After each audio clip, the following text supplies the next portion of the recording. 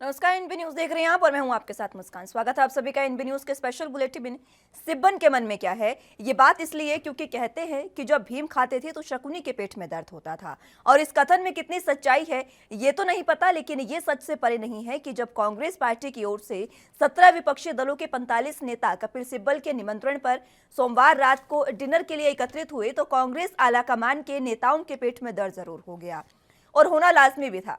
अगर सिब्बल को सिर्फ अपना जन्मदिन ही मनाना था तो फिर वहां विपक्षी नेताओं की क्या जरूरत थी। आलाकमान को शक है कि जन्मदिन की पार्टी के नाम पर यह सिब्बल और कांग्रेस के G23 के नेताओं द्वारा राहुल गांधी जैसे पार्टी के बड़े नेता के कद को छोटा करने की एक कवायद थी। बता दें कि सिब्बल रविवार 8 अगस्त को 73 साल के हो गए और अभी हाल ही में राहुल गांधी ने विपक्षी नेताओं को नाश्ते पर आमंत्रित किया था, जिसमें 15 विपक्षी दलों के नेता भी शामिल थे।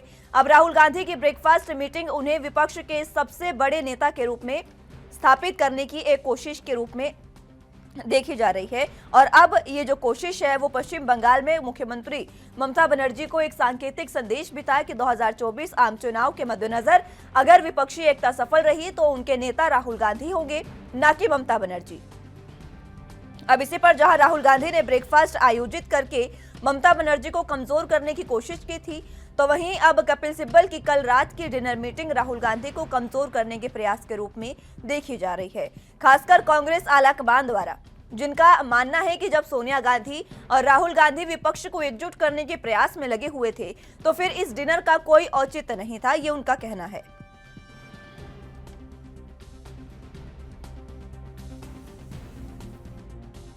ऐसा नहीं कि अभी मंत्रिमंडल का विस्तार हुआ है, कुछ मंत्री नए आए, उनके डिपार्टमेंट चेंज हो गए। इस नाते भारतीय जनता महाराष्ट्र प्रदेश के जो अध्यक्ष चंद्रकांत दादा, देवेंद्र जी फडणवीस, इनको लगा कि चलो अपने कार्यकर्ताओं को मंत्री बना दिया तो सबका स्वागत जाकर करेंगे, इसलिए वो सब आए थे। अब वो आ रहे तो इसलिए सब में साथी जो है हमारे सांसद साथी सबको बुलाया था। इसमें कोई राजनीति नहीं है, लेकिन सब जने एक जगह आके डिनर करना यही हमारा उद्देश्य था। इससे कोई राजनीति से संबंध नहीं है। We don't see any buzz in the political circles. The Kapil Sibal is a lawyer and he's the Congress senior leader. And his birthday, what we see, the Bharatiya Janata Party sees is the politics in a birthday. What kind of logic in that? Is it Kapil Sibal never won a single election on his own? He has been a leader he has been appointed leader. He has been dropped as a parachute. He has not really come from the ground level. So Kapil Sibal may not understand the ground reality, what's happening in this country. He has been in the minister. He has been the the Congress leader. With this birthday bash, maybe he may be losing the Congress the membership also. People like Kapil Sibal, Sharad Pawar, Ghulam Nabi Azad, Lalu Prasad Yadav, then Akhilesh Yadav, then Mamta Banerjee, they think about the Prime Minister candidate, the United Opposition Prime Minister candidate only. They don't think about the politics, they don't think about the people, they don't think about the development of this country. So they wanted to only have the United Prime Minister. They always fight that who will be the next Prime Minister. They wanted, the opposition parties wanted to declare a combined opposition Prime Minister, which we have been seeing from 2011 till 2021. After Narendra Modi's government from 2014 also, this kind of dinner politics, lunch politics, breakfast politics, tractor politics, cycle politics, bike politics have been. तो जिस तरीके से कपिल सिब्बल ने party से इतर होकर ये जो मीटिंग की है, ये उन्होंने इसको डिनर का नाम दिया, एक डिनर मीटिंग उन्होंने की। अब इस पर कई तरह की प्रतिक्रियाएं भी सामने आ रही है, जिनको आपने सुना भी, और इसी पर आप चर्चा करेंगे। हमारे साथ पैनल मौजूद है, उनका तारुफ आपसे करवा देते हैं। राकेश सिंह यादव हमारे साथ कांग्रेस का पक्ष रखने के लिए मौजूद है। बहुत स्वागत है सर आपका। इसी के साथ न्यूज रूम से हमारे साथ पवन पांडे मेरे सहयोगी भी जुड़ चुके हैं। पवन, सबसे पहले आप ही का रुख करूंगी। देखिए, जिस तरीके से ये तमाम चीजें हुई है, कपिल सिब्बल ने एक अलग से मीटिंग बुलाई। राहुल गांधी और सोनिया गांधी ने पहले भी मीटिंग की थी, ब्रेकफास्ट उन्होंने किया था सभी विपक्षी नेताओं के साथ। अगर कवायद एकजुट करने की है तो पूरा आला कमान इसको एकजुट कर रहा है, और इसमें अब कपिल सिब्बल अगर पार्टी से इतर होकर ये चीजें करते हैं तो इसके सियासी मायने आखिर क्या समझे जा सकते हैं? मुस्कान, जब भी कोई राजनीतिक बैठक या राजनीतिक कोई हलचल होती है तो उसके सारे पहलुओं पर विचार किया जाता है। राजनीतिक बैठक हुई है तो उसके राजनीतिक मायने भी अवश्य निकाले जाएंगे। जब राहुल गांधी दिल्ली में मौजूद नहीं थे, प्रियंका गांधी वाड्रा भारत में ही मौजूद नहीं थी, उस वक्त इस बैठक का बुलाया जाना जनदिन पार्टी तो नहीं हो सकती, ये बहुत ही आसानी के साथ समझा जा सकता है। अब बात आती है कि इसमें जब राहुल गांधी जी ने टी पार्टी आयोजित की थी और उसमें बहुजन समाज पार्टी यूपी से और उसके अलावा दिल्ली से अरविंद केजरीवाल की पार्टी ने उसमें भाग नहीं लिया था। अब संजय सिंह का वहां पर पहुंचना ये एक बहुत बड़ी एक राजनीतिक घटना मानी जाएगी, क्योंकि आगे आने वाले समय में ये एक और घटक दल नया बन सकता है। कपिल सिब्बल की बात करें तो ये कवायदें बहुत लंबे समय से चल रही थी, लेकिन अब मूर्त रूप इसलिए आकर ले पाई क्योंकि 2019 के लोकसभा चुनावों में राहुल गांधी जी अपनी परंपरागत सीट अमेठी से हार गए। जिस सीट पर कोई चैलेंज नहीं कर सकता था, उस सीट से हार जाना एक बहुत बड़ा राजनीतिक झटका राहुल गांधी की उम्मीदों को लगा है। जिस तरीके से गांधी परिवार में खासतौर पर सोनिया गांधी जी वो राहुल गांधी जी को प्रधानमंत्री पद के लिए दावेदार के रूप में पेश करना चाहती हैं, उस उम्मीदों को भी एक बड़ा झटका लगा था। अब ये एक मौका देखा जा रहा है कि जब अंतरिम अध्यक्ष सोनिया गांधी जी जो है वो अपने नए एक उत्तराधिकारी की घोषणा करने वाली हैं। बात कही गई थी कि कोरोना काल के चलते इसमें थोड़ी सी देरी हो रही है। अब उन जितनी भी तैयारियां चल रही थी उनको मूर्त रूप दिया जा सकता है। कांग्रेस के अध्यक्ष की घोषणा हो सकती है, चुनाव हो सकते हैं। इस बीच ये बैठक आयोजित होना बहुत बड़ी बात है और कहीं ना कहीं जो G23 की तरफ से एक चिट्ठी दी गई थी, उस G23 ग्रुप से कपिल सिब्बल एक बड़ी दावेदारी के रूप में पेश कर रहे हैं। एक इसमें मुस्कान जी नोट करने वाली बात यह है कि आंध्र प्रदेश से जो वाईएसआर और कांग्रेस है, जो जिसके मुखिया जगनमोहन रेड्डी जी हैं, वो लगातार राहुल गांधी से उनके मतभेद की खबरें सामने आती हैं, लेकिन उनकी पार्टी से भी प्रतिनिधि यहां पर आया। इसके अलावा शरद पवार, लालू यादव जैसे बड़े राजनीतिक दिग्गजों का इस मीटिंग में शामिल होना अपने आप में दर्शा देता है कि कांग्रेस के अंदर अभी फिलहाल सब कुछ ठीक ठाक नहीं चल रहा है और ये कांग्रेस के लिए बड़ी चुनौती होगी। जी, मैं लौटूंगी आपके पास। और पवन, जिस तरीके से आपने बताया कि जो तमाम बड़े नेता इस पार्टी में मौजूद हुए हैं, डिनर मीटिंग में मौजूद हुए, सबसे अहम बात यह है कि वो बड़े नेता, उन्हीं पार्टी के कुछ ऐसे नेताओं को उन्होंने राहुल गांधी की टी पार्टी में भेजा था जो वहां पर इतना जो अपना अनुभव नहीं रखते हैं इस चीज का, या तो उन पर नेतृत्व जो है उनका वो इतना सही नहीं है। तो इसी को लेकर अब सवाल मेरा आपसे होगा राकेश जी कि अगर बड़े नेता कपिल सिब्बल की पार्टी में आ रहे हैं और आप जो राहुल गांधी की कांग्रेस की आला कमान की जो टी पार्टी थी उससे नदारद दिखे हैं, तो इसके सियासी मायने आपकी नजर में क्या समझे जाए? वाकई ये जन्मदिन की पार्टी तो नहीं थी। अगर जन्मदिन की होती तो आखिर विपक्षी दल वहां पर क्या कर रहे हैं? देखिए, मेरी नजर में कपिल सिब्बल जी का उस दिन जन्मदिन था, ये तो जग जाहिर है। और अगर जन्मदिन की पार्टी में उन्होंने पक्ष विपक्ष के अनेक लोगों को बुलाया है, क्योंकि वो खुद एक लायर हैं और अनेक बीजेपी के नेताओं के भी वकील रह चुके हैं, उनके व्यक्तिगत संबंध है। वो मीटिंग जिसको आप मीटिंग बोल रहे हैं वो तो एक डिनर था, वो जन्मदिन का डिनर था। और राहुल जी की जो मीटिंग थी वो टी मीटिंग, राजनीतिक मीटिंग थी। अगर ये राजनीतिक एजेंडे पे मीटिंग होती तो कपिल सिब्बल साहब की तरफ से एजेंडा आता कि इस चर्चा के लिए मीटिंग बुलाई है और ये मीटिंग कांग्रेस के खिलाफ है। आप G23 की बात करते हैं, उसमें एक भी नेता ने कभी कांग्रेस के खिलाफ तो बयान नहीं दिया। उन्होंने ये बयान कांग्रेस के खिलाफ बयान नहीं दिया, लेकिन जितिन प्रसाद तो पार्टी को ही छोड़कर चले गए, वो भी G23 में शामिल थे। देखिए, जो चले गए तो वो तो जाएंगे, उनको हम नहीं रोक रहे हैं। आगे भी जिसको जाना है जाए, दरवाजा खुला है। कांग्रेस किसी एक व्यक्ति की पार्टी तो कहीं ना कहीं यादव साहब, अभी जो कपिल सिब्बल ने ये मीटिंग की है, आप इसको जन्मदिन की पार्टी बता रहे हैं, लेकिन कहीं ना कहीं ये सियासी मायने जो इसके निकलकर सामने आ रहे हैं, जिस तरीके से मेरे सहयोगी ने भी बताया, ये वाकई कहीं एक अलग घटक बनकर उभर सकता है। ये बातें तमाम उठकर सामने आ रही है और कांग्रेस के ही कई नेताओं ने ये आरोप लगाए हैं कि राहुल गांधी के कद को छोटा करने की कवायद इस पार्टी के जरिए की गई है। जो ऑफिशियल पदों पे नेता हैं कांग्रेस के, जो प्रवक्ता हैं या जो जिम्मेदार पदाधिकारी हैं, उन्होंने अगर कोई आरोप लगाया तो आप मुझे सुना दीजिए।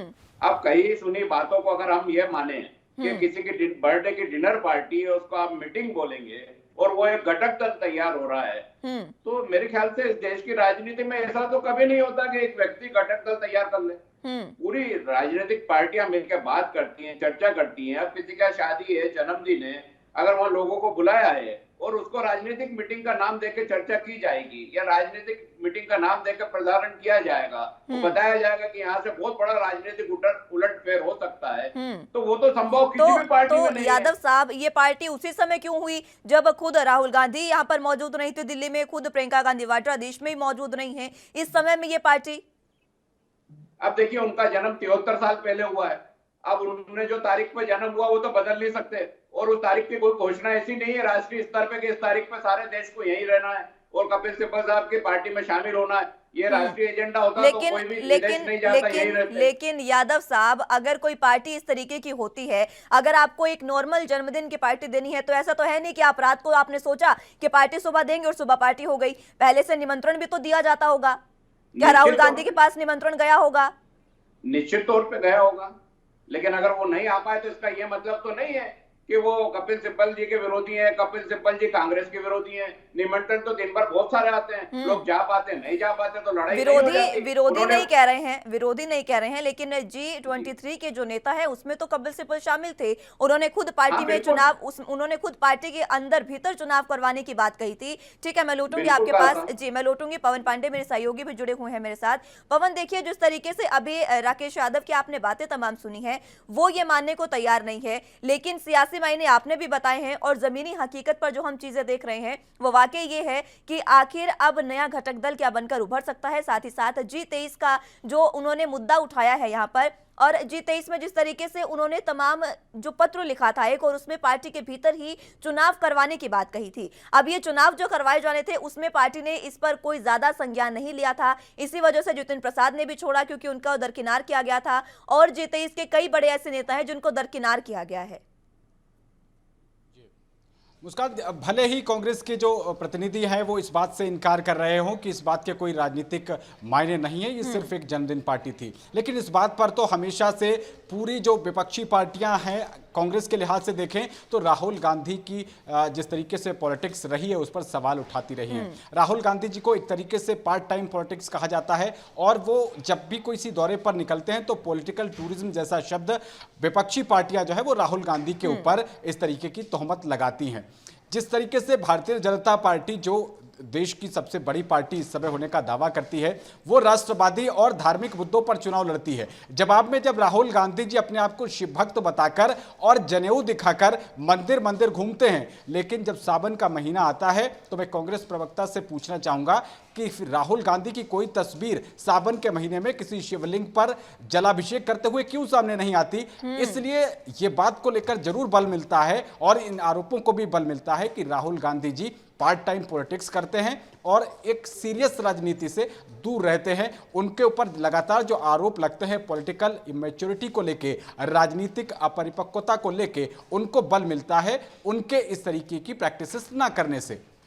बिल्कुल यादव साहब, बातें आपने तमाम सुनी होगी मेरे सहयोगी की। वो सीधे आपसे पूछना चाह रहे हैं कि अगर इतने ही शिव भक्त हैं तो सावन का महीना खत्म ही होने वाला है। अभी 16 तारीख को आखिरी सोमवार होगा और अभी 21 तारीख को पूरा महीना भी खत्म हो जाएगा, आधा महीना निकल गया है। अभी तक किसी भी शिवलिंग पर जलाभिषेक नहीं किया है राहुल गांधी ने। देखिए, कांग्रेस आजादी से लेकर आज तक कभी धर्म और राजनीति को मिक्स करके राजनीति नहीं की। धर्म एक व्यक्तिगत मामला होता है। राहुल जी मंदिर तो धार्मिक तौर पर भी तो नहीं आया ना सर। नहीं, मेरी बात तो सुन लीजिए आप। जी सुनाइए। कब मंदिर जाएंगे, कब दरगाह पे जाएंगे, कब अरदास करेंगे, कब घर में दिया लगाएंगे। कांग्रेस की राजनीति इस पे नहीं है, सिद्धांत और विचारधारा पे है। देश के लिए राजनीति है, किसी धर्म के लिए। वो भारतीय जनता पार्टी की राजनीति होती है कि कभी मंदिर का पूजन कर रहे हैं, कभी शिवलिंग का पूजन कर रहे हैं और देश की जनता के लिए कोई काम नहीं कर रहे हैं। तो ये कांग्रेस कभी नहीं करती है। अगर आप इससे ही तय करते हैं किसी की योग्यता कि वो सुबह मंदिर ठीक है, मेरे सहयोगी आपसे कुछ कहना चाह रहे हैं। जी, तो बड़ा आश्चर्य होता है। जी पवन कुछ कहना चाह रहे हैं आपसे। सोच है इस देश की कि जो मंदिर में जाने नहीं जाने से किसी की योग्यता तय करते हैं। जी पवन जी, आवाज मिल पा रही है आपको मेरी? जी। हाँ, जो कैलाश मानसरोवर से राहुल गांधी जी ने तस्वीरें ट्वीट की, वो क्या था? क्या वो धार्मिक तुष्टीकरण या धार्मिक प्रैक्टिस नहीं थी? गुजरात के जिस समय विधानसभा चुनाव चल रहे थे उस वक्त मंदिर मंदिर जब घूमे और ये भी बताया गया कि मेरा दत्तात्रेय गोत्र है, क्या ये एक तरीके से चुनाव में या राजनीति में धार्मिक एंगल लाने की कोशिश नहीं थी? तो आप किस तरीके से कह सकते हैं कि कांग्रेस पार्टी जो है वो धार्मिक मुद्दों को बीच में नहीं लाती? बिल्कुल धार्मिक मुद्दों को बीच में नहीं लाती। और इसी के साथ मेरा भी सवाल आपसे कि आप कह रहे हैं कि जनता के लिए आप राजनीति करते हैं। राहुल गांधी ने वैक्सीन लगवा ली, उसके बाद भी ऐसा कोई उनका अभी तक ट्वीट नहीं आया है उन्होंने कहा हो कि जनता को वैक्सीन लगवानी चाहिए। शुरुआती दौर से वो वैक्सीन को लेकर तमाम बातें करते नजर आ रहे हैं। दोनों ही बातों का जवाब चाहूंगी मैं आपसे। पहली बात का मैं आपको जवाब दे देता हूँ कि अगर वो मंदिर गए उन्होंने ट्वीट करा तो क्या अपराध करा? वो दरगाह गए उन्होंने ट्वीट करा तो क्या अपराध करा? क्या आप ये चाहते हैं कि सुबह से उठ के एक फोटो मंदिर का, एक दरगाह का, एक गुरुद्वारे का ट्वीट करें और फिर राजनीति करने निकले जैसा मोदी जी करते हैं? लेकिन मेरे सहयोगी पवन आपसे ये पूछना चाह रहे हैं यादव साहब कि अगर आप कहते हैं कि आप धर्म की राजनीति नहीं करते हैं तो वो तमाम चीजें क्या थी? मैं वही बताना चाह रहा हूँ कि अगर हम मंदिर गए और श्रद्धा से गए और वो फोटो अगर ट्वीट होता है कि मंदिर गए हैं तो वो साधारण है। लेकिन इसका ये तो मतलब नहीं है कि इसका मतलब तो ये हुआ कि सावन में वो मंदिर गए ही नहीं है, यानी कि साफ तौर पर वो शिव भक्त जो बनने का एक ढोंग ही करते हैं। मैं लौटूंगी आपके पास, इस पर जवाब आपसे लूंगी, लेकिन फिलहाल जिस तरीके से तमाम स्थितियां बनती जा रही है उस पर नजर बनाए रखेंगे। और फिलहाल वक्त एक छोटे से ब्रेक का है, फौरन हाजिर होंगे।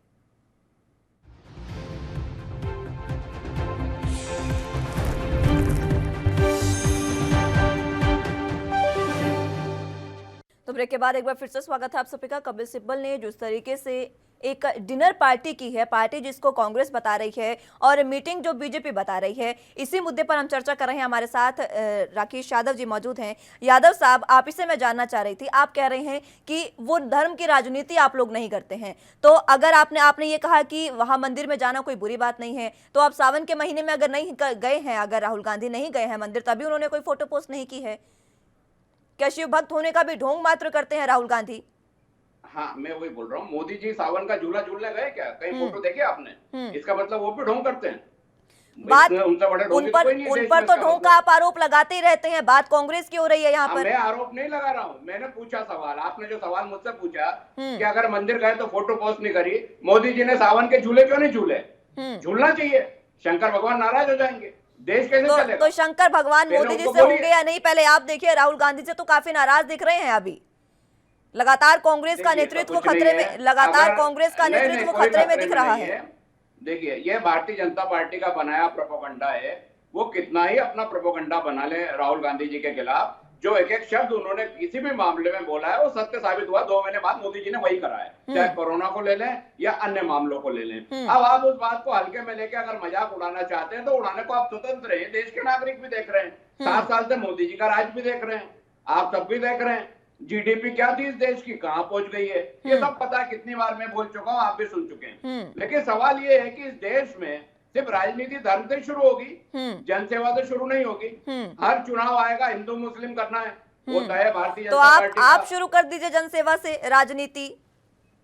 कांग्रेस ने तो करी है ना जनसेवा से राजनीति, तो ये तो देश यहाँ है क्या? अच्छा, तो क्या यही जनसेवा है? क्या यही जनसेवा है कि आपके जो पूर्व अध्यक्ष हैं, सांसद रह चुके हैं, सांसद वो फिलहाल हैं और नेता है सबसे बड़े कांग्रेस के, उन्होंने वैक्सीन लगवा ली है, लेकिन एक बार भी उन्होंने ये बात नहीं कही कि आपको जनता को भी वैक्सीन लगवानी चाहिए, जनता को जागरूक करने का कोई मतलब नहीं है? क्या यही आपकी राजनीति है? अनेक बार बोला है, नहीं अनेक बार बोला है, कभी उन्होंने ये नहीं बोला कि वैक्सीन नहीं लगाना है। ठीक है, ये सवाल उठाया है कि वैक्सीन उपलब्ध नहीं है, प्रधानमंत्री उपलब्ध नहीं है, लेकिन उनको लगवाने के लिए मिल गई और वो जनता से कुछ नहीं कहेंगे। ठीक है, मैं लौटूंगी आपके पास। पवन मेरे सहयोगी कुछ कहना चाह रहे हैं। ठीक है, मैं लौटूंगी आपके पास। पवन। राकेश जी, आप कह रहे हैं कि वहां पर जाना, दिखाना, तस्वीरें दिखाना, जलाभिषेक करते हुए जरूरी नहीं है। बिल्कुल ठीक है, आपकी पर्सनल चॉइस है, बिल्कुल जरूरी नहीं है। लेकिन मेरा इशारा इस बात से था कि पॉलिटिकल इमेच्योरिटी को लेके जब आप अपने आप को शिव भक्त और दत्तात्रेय गोत्र का ब्राह्मण बताएंगे तो आपको इन सब चीज़ों को विपक्ष से टैकल करने के लिए, विपक्ष पर हमलावर होने के लिए, जो भी आपकी प्रतिद्वंदी पार्टियां होंगी उनके लिए आपको ऐसी प्रैक्टिसेस करनी पड़ेंगी। बहरहाल उसको छोड़ देते हैं। आपकी जब जिस समय मध्य प्रदेश के चुनाव चल रहे थे उस समय तत्कालीन आपके अध्यक्ष कमलनाथ जी का भी वो बयान वायरल हुआ था, जिसमें वो कह रहे थे एक वर्ग विशेष को अपनी पार्टी में वोट करने के लिए। वो सब सारी चीजें भी आई, लेकिन इसी सब चीज को, ये सब सारी चीजें फेलियर रही। आपकी तरफ से ज्योतिरादित्य सिंधिया टूट के बीजेपी में चले गए, जबकि उनको राहुल गांधी का सबसे करीबी माना जाता था। राहुल गांधी की जो युवा टीम की बात की जाती थी, उसमें से आपके जितिन प्रसाद जी चले गए। सचिन पायलट की तरफ बार बार बीजेपी डोरे डाल रही है। इन सब चीजों को टैकल ना कर पाने से पॉलिटिकल इमेच्योरिटी झलक रही है, और उसी का फायदा उठाने के लिए वापस मैं मुद्दे पर लौटता हूं, कपिल सिब्बल जी ने ये पार्टी आयोजित की थी। ये पूरा कनेक्शन जुड़ के आ रहा है। बिल्कुल। यादव साहब, क्या कुछ कहना चाहेंगे इन बातों पर?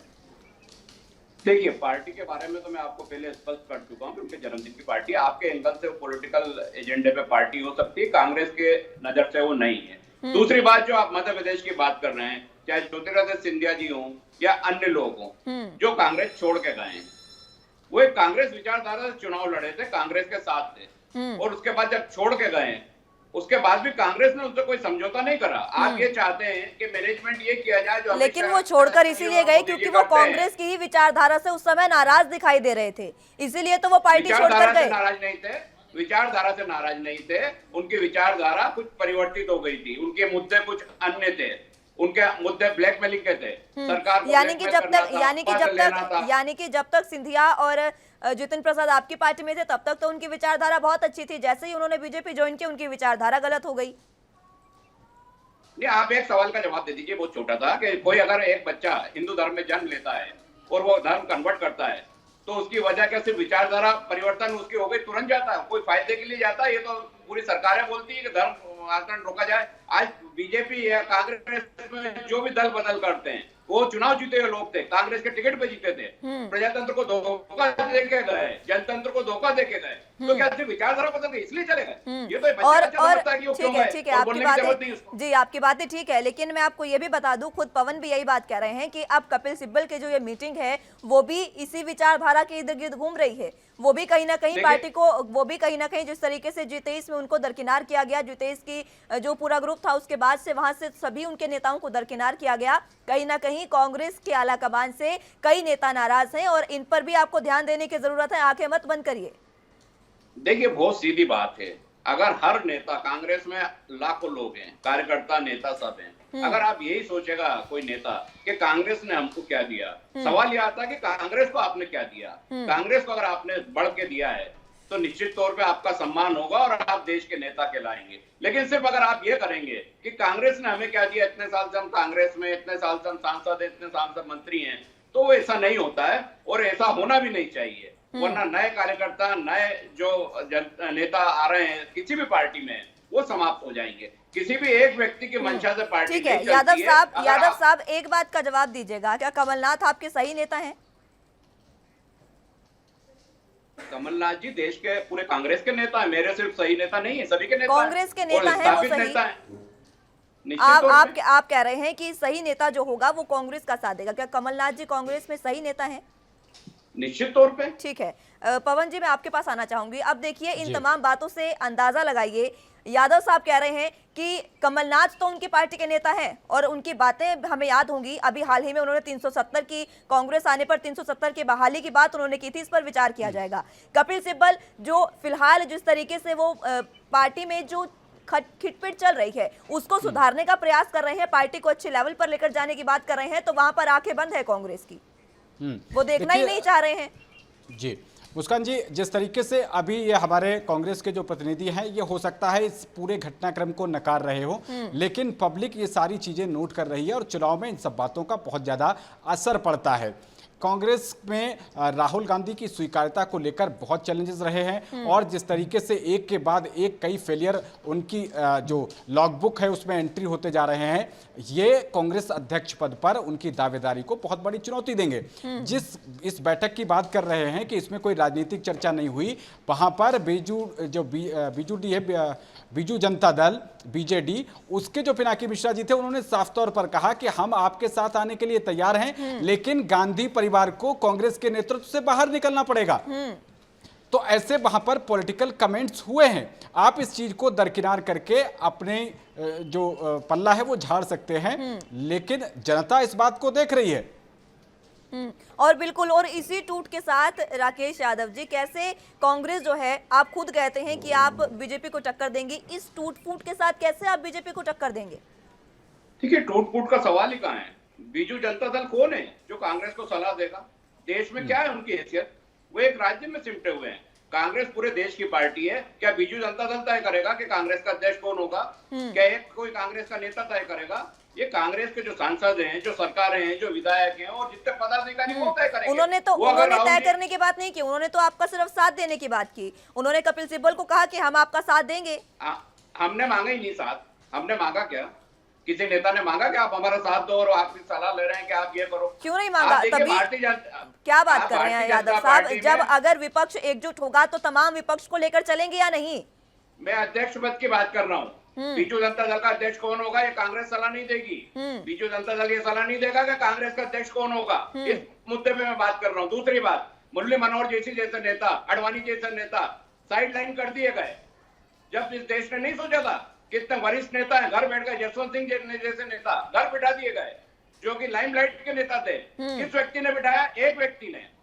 दो लोगों ने मिलकर पूरी भारतीय जनता पार्टी को किडनैप कर लिया। आज मोदी सरकार है, भाजपा की सरकार नहीं है। इसके बाद भी देश में उसको वोट मिले और स्वीकार करे, तो आप ये बातें करना व्यर्थ की बात है कि दूसरा दल तय करेगा कांग्रेस में कौन अध्यक्ष होगा। अरे कांग्रेस तय करेगी उनका अध्यक्ष कौन होगा। तो इतने लंबे समय से तय क्यों नहीं कर पाई कांग्रेस? इतने लंबे समय से कांग्रेस तय क्यों नहीं कर पाई? ठीक है, मैं लौटूंगी। पवन कुछ कहना चाह रहे हैं। ठीक है, कांग्रेस को तय करना है तो तय करिए ना पवन। कांग्रेस के नेता तय करेंगे। क्या उन 23 नेताओं को आप अपनी कांग्रेस पार्टी का हिस्सा मानते हैं?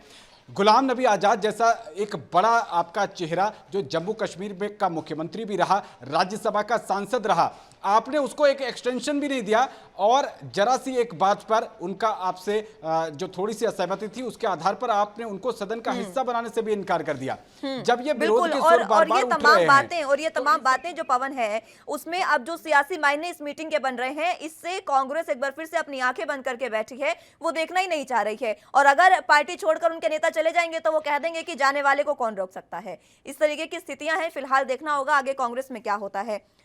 पवन, बहुत शुक्रिया हमारे साथ जुड़ने के लिए और तमाम जानकारी के लिए। राकेश यादव जी, आप बने रहिए हमारे साथ, जानकारी आपसे लेते रहेंगे।